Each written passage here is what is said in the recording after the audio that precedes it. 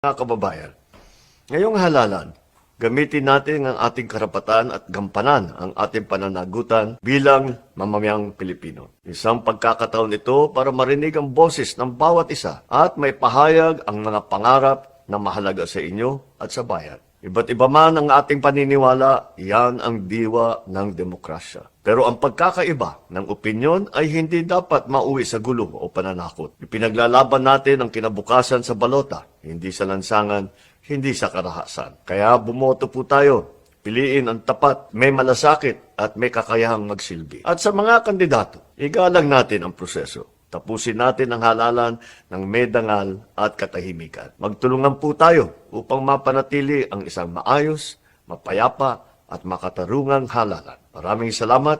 Mabuhay ang sambayanang Pilipino. Mabuhay ang ating demokrasya.